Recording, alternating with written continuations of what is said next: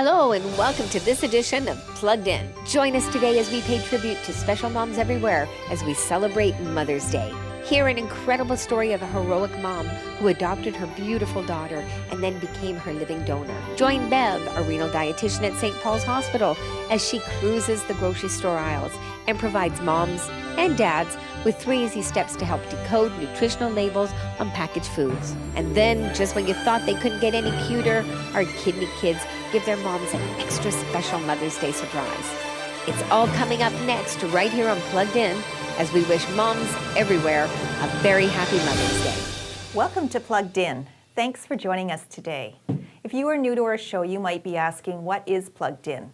Plugged In is a show that's about your health and specifically the health of your kidneys. Why kidney? Because our kidneys are incredibly important to our health, yet many of us don't know much about them, including how to keep them healthy and how to prevent kidney disease. Did you know that 1 in 10 British Columbians has kidney disease, but most don't know it?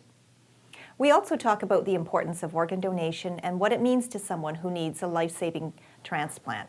But we also like to have a little fun on our show, and who better to do that than my 3 great co-hosts, Daniel, William, and Amro. Welcome, guys. Hi, guys. How's Hello. it going? Hey, everybody. Good to see everyone. I know, yeah. Good to be back. Good Now, to of be back. course, today's show has a very important theme to it: moms. Yes. And the amazing things that they do for their kids, including being their living kidney donor.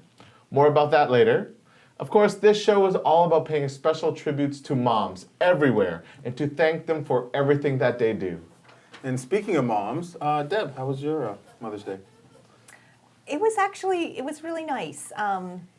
My cat died recently, my 20-year-old cat, and he actually had kidney disease. And so one of the things that my daughter did was she put together a little video montage of That's sweet. our cat Rudy. So it was very, very touching. It's very thoughtful. It was very thoughtful. Yeah. Well, actually, Deb, I would have asked, but you look too young to be a mother, so I wasn't going to say anything. You are my favorite. But seriously, enough about me.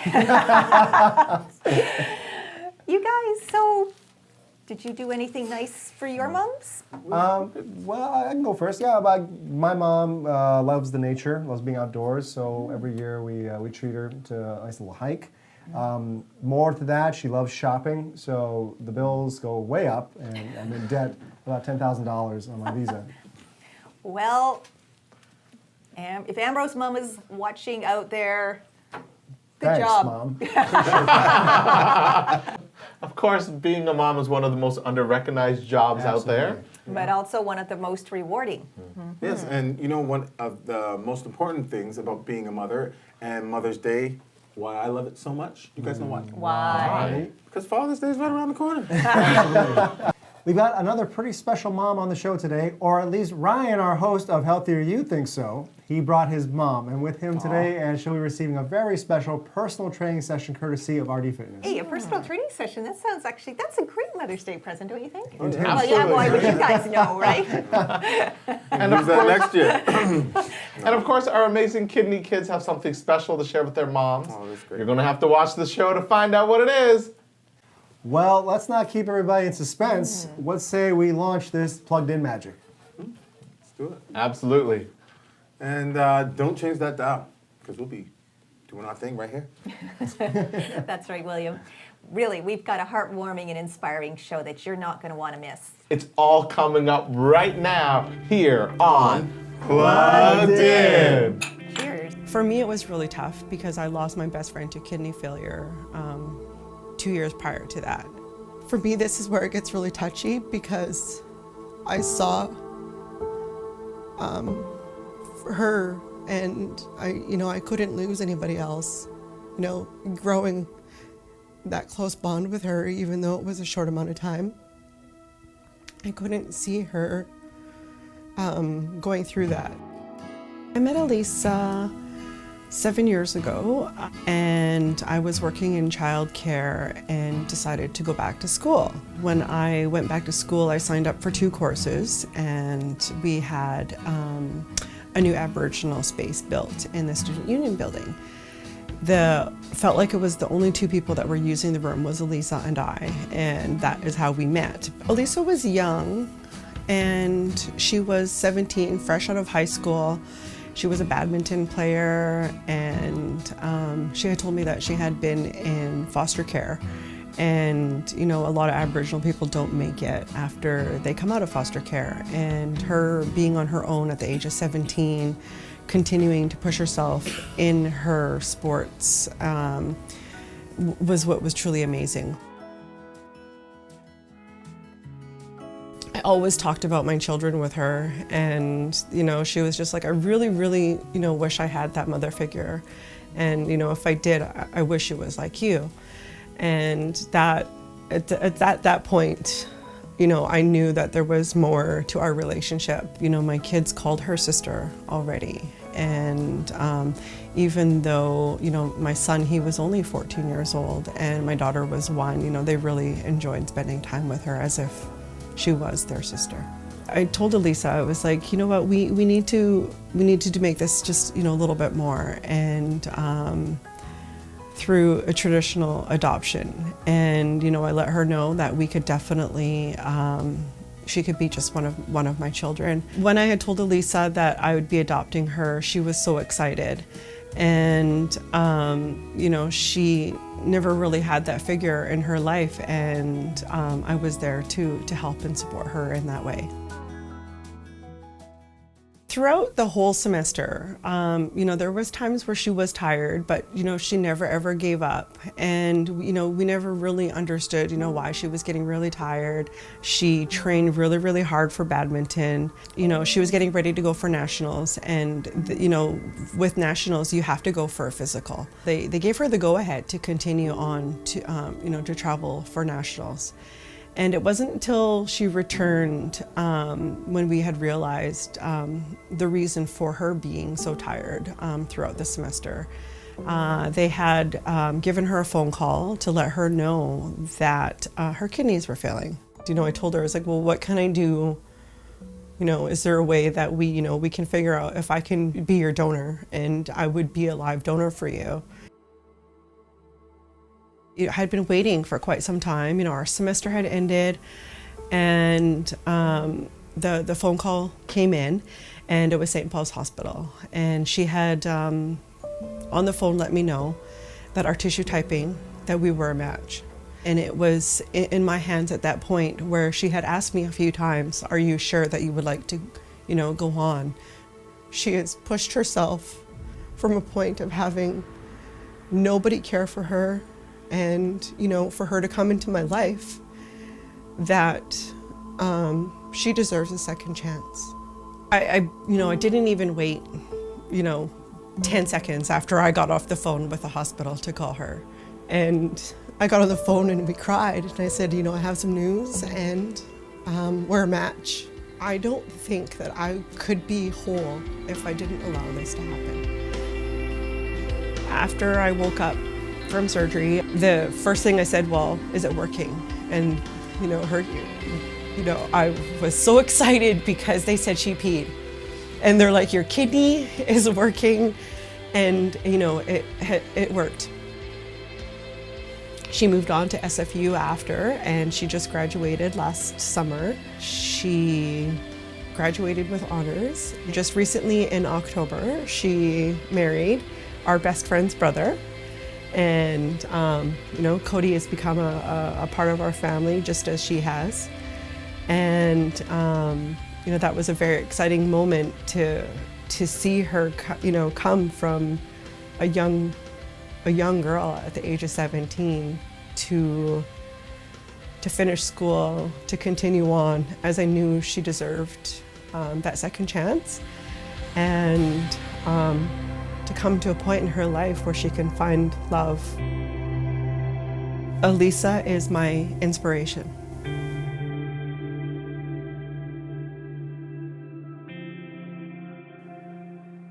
I'm here this morning at Falls Creek. A dragon boat team, O2P, made up of healthcare professionals, transplant recipients, and kidney patients, come to practice twice a week. Now, there's a very interesting story behind this dragon boat team, and joining me today is one of the paddlers, Mimi Luke, to share more. So how did this team start? So the team started about 15 years ago, actually by two kidney patients, two people who had kidney disease, one of which happened to be both a nurse and a kidney patient.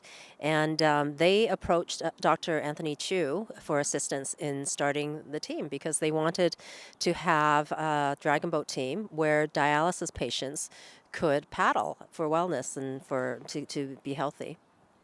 Is there a particular message that the O2P team is trying to get out to the public as they're doing the dragon boating? Oh, definitely.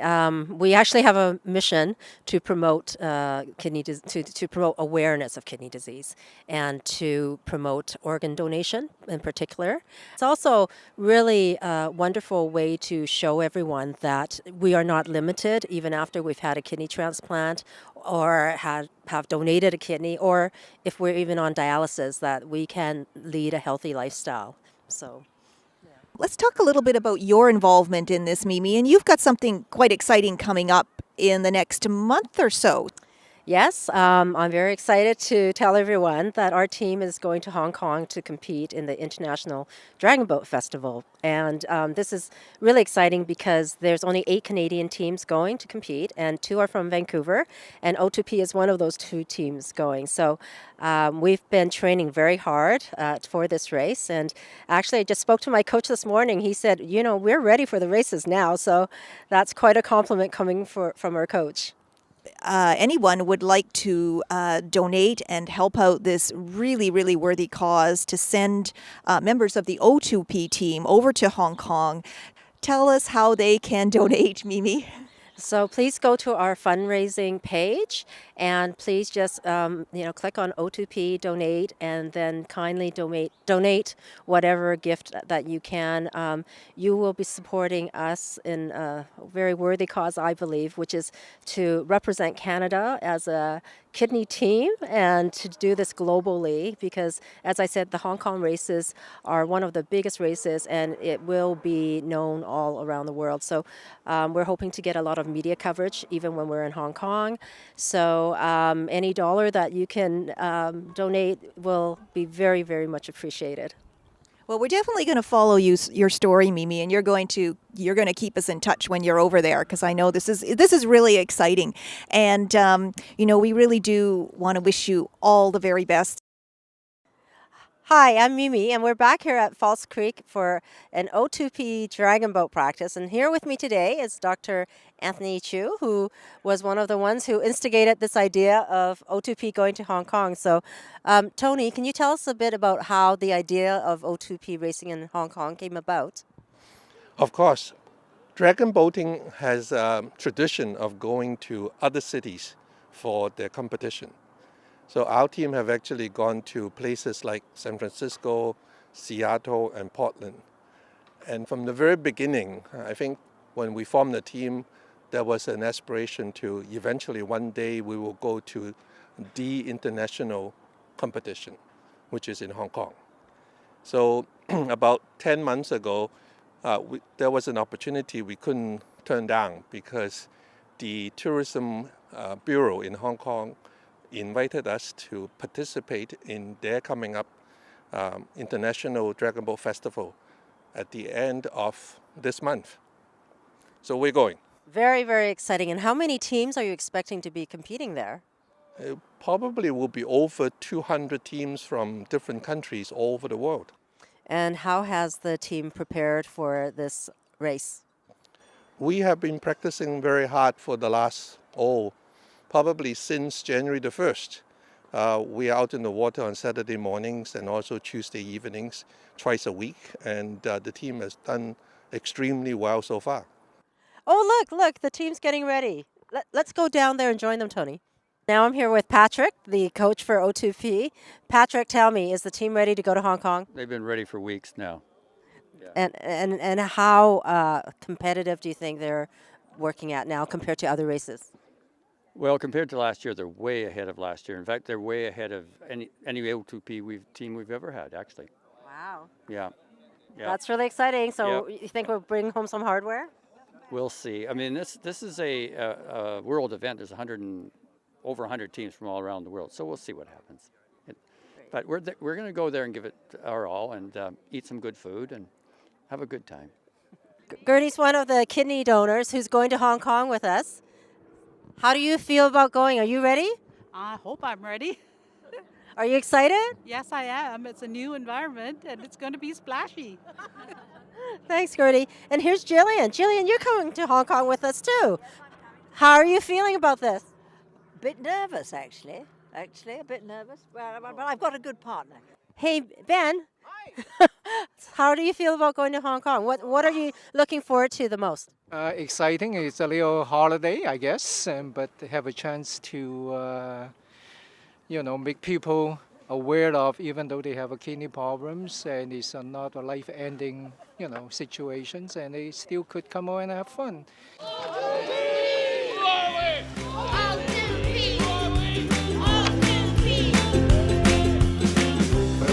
Hi, welcome to Healthier You. I'm Beverly, a dietitian at St. Paul's Hospital. Food labels can tell us a lot about the nutritional value of our food and can help you make food choices that are best for you. Today I'm going to show you how to simplify label reading when you go grocery shopping with these 3 easy steps. Come, follow me. Step 1. Look for the serving size. Compare the serving size to the amount you actually eat. If you eat the serving size amount, you will get the amount of calories and nutrients listed on the table. When comparing 2 food labels, make sure to note the serving size, as it may vary by product or brand. You may need to adjust the numbers to make the nutrient values comparable. Keep in mind that the serving size is not necessarily the recommended amount you should eat. Let's head over to the next aisle to look at nutrition facts tables. Step 2. Turn to the nutrition facts table. The nutrition facts table provides a snapshot of the amount of nutrients in the serving size of a food item. Depending on your eating plan, you may need more or less of certain nutrients. Work with your dietitian to determine what eating plan is best for you. Most people with kidney disease and the general population need to limit their sodium intake. Look at the sodium content on a nutrition facts table. A good guideline to remember is that less than 5% daily value is low and greater than 50% daily value is high. If you have diabetes, choosing foods with less added sugar and more fiber can help manage your blood sugars. Compare the number of grams of sugar and fiber to determine which product is better for you. Some people with kidney disease also need to watch their potassium and phosphorus intake. Potassium and phosphorus are not required to be listed on a nutrition facts table. Just because it's not listed, it does not mean that the food product does not contain any. Let's head over to the next aisle to look at some ingredients lists. Step 3. Make sure you look at the ingredients list. The ingredients list shows all the ingredients in a packaged food. Look at the ingredients list for phosphate additives. Ingredients with PHOS, such as phosphoric acid, sodium phosphate, and monocassium phosphate, are all phosphate additives that should be avoided. If you have diabetes, look for products that have fewer added sugars, such as high fructose corn syrup, glucose, fructose, and cane sugar. Keep in mind the more processed the food, the more additives and ingredients it will contain. A good rule of thumb is that food products that have fewer ingredients is what you should go for. Now let's head over to the snack aisle to put these tips into action. Let's compare these 2 snack items. Step 1. Make note of the serving size. Product 1 serving size is 10 crackers or 19 grams. Product number 2 is 4 crackers, also 19 grams. The serving sizes are both 19 grams, so we don't have to adjust the nutrient values before we compare them. Step 2. Compare the nutrition facts table. The sodium content in product number 1 is 11%. Compared to product number 2, which is 1%. In product 1, it contains 2 grams of sugar and no fiber, whereas product number 2 has 2 grams of fiber and no sugar. Step 3. Look at the ingredients list for phosphate additives. Product number 1 contains sodium phosphate, whereas product number 2 does not contain any phosphate additives. By using these 3 simple steps, we can determine that product number 2 is a better choice. I hope you're able to use these 3 simple tips to make label reading easier on your next grocery shopping trip. Thank you for joining me on Healthier You. See you next time on Plugged In. And some of the kidney kids have asked me to help them make flower bouquets that they can give to their moms for Mother's Day. I thought I'd get a little practice in putting a bouquet together before I go help them surprise their moms. Okay. Hmm.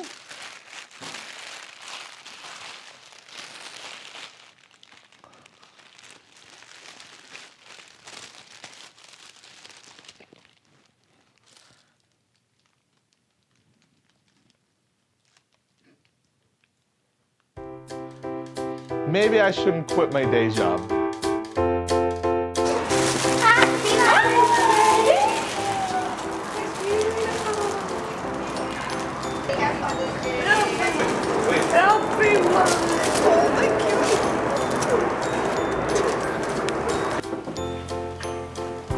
Happy Mother's Day, Mom! Thank you so much, you guys. That's awesome. Thank you.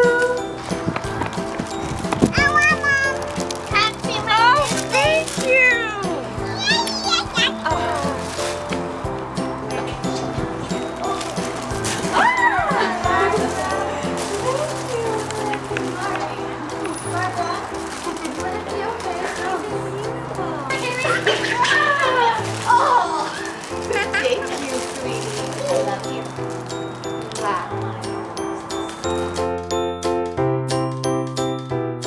What's up, everybody? Welcome to Healthier You, the segment where we give you tips, tricks, and advice on ways to live a healthier, happier lifestyle.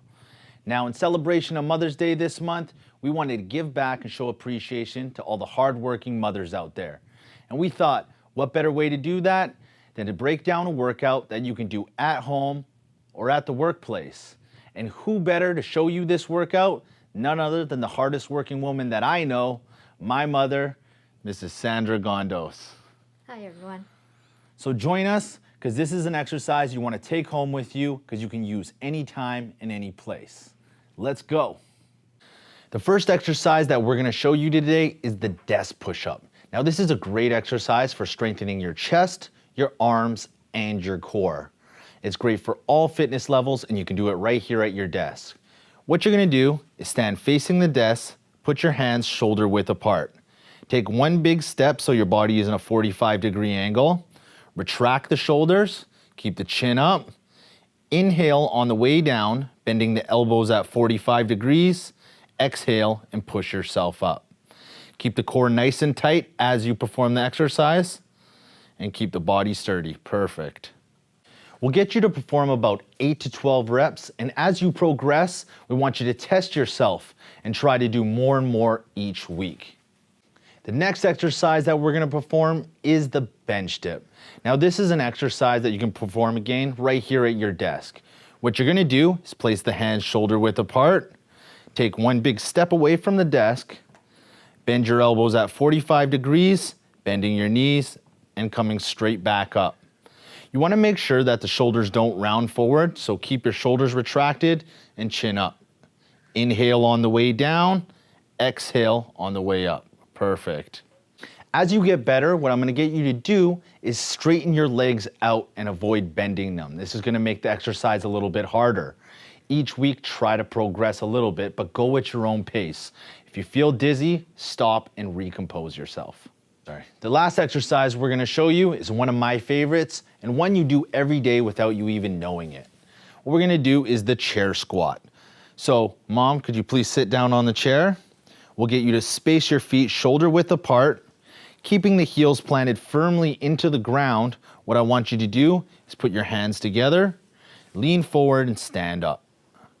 Perfect. Keeping the back straight, sit back down. Perfect. Exercise that you do every day, standing up from the chair and getting back down. But this time, we're going to really concentrate on working the leg muscles while we do it. Standing up, exhaling, lowering down. Perfect. One of the most common muscular pains caused by the workplace is in the neck. Take a break from the computer to do this stretch a few times a day to help prevent strain from starting in the first place. Sitting up straight with your feet flat and your shoulders back, grab onto the bottom of your chair with your right hand. Then slowly tilt your head sideways, bringing your left ear towards your left shoulder until you feel a gentle stretch along the right side of your neck and shoulder. Hold for 10 to 15 seconds, repeat on the opposite side. Thanks for joining us for a special Mother's Day episode of Healthier You. Remember, it's not what you're doing, it's that you're exercising in general. A little bit of exercise each week can help prolong your life and reduce the risk of injury. So thanks for joining me, Ryan of RD Fitness, and my mom, Sandra Gondos. And join us next time on Plugged In. So I guess that wraps up another episode of Plugged In. Absolutely. And we want to give a very special thank you to Adrian, who shared stories with us today. And we want to say thank you to you for joining us again on Plugged In. Absolutely. Now we want to hear from you. So let us know what you thought of today's episode on Facebook, Twitter, and Instagram. Like, share, and spread the word. Or email us at pluggedin@kidney.ca. And we can't forget to give a big shout out to the Kidney Car. Kidney Car is a unique recycling program that benefits the environment, vehicle owners, and people affected with kidney disease. Wow. And we want to leave you with just one more thought, just one. If you have not already done so, why not register your wishes to be an organ donor? It's easy and it only takes 2 minutes of your time. Just go to kidney.ca and click on the red register button. And remember, heroes aren't born, they're registered. Hey, and don't forget, you can watch all the episodes of Plugged In on our Kidney BCY TV YouTube channel. While you're there, don't forget to subscribe to the channel.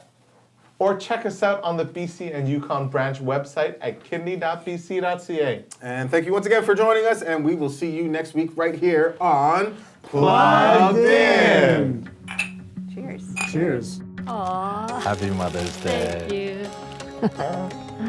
Happy Mother's Day, Mom. Shh, don't tell my mom, but since I'm here, I'm gonna pick up a few items to make my mom brunch. Happy Mother's Day, Mom. I miss you. Hi, Mom. Happy Mother's Day. Happy Mother's Day, Mom. Thanks for creating jobs in the outlet mall market. I fish how to miss it. In the meantime, I think I'll pick up some flowers for my mom. Happy Mother's Day. I would like to say a very happy and very special Happy Mother's Day to the first woman I ever fell in love with, which is my mother. I know she's watching down on me right now, so I'd like to tell you that every day I love you and I miss you, and I can't wait till the day I get to see you again. And you can say Happy Father's Day to me.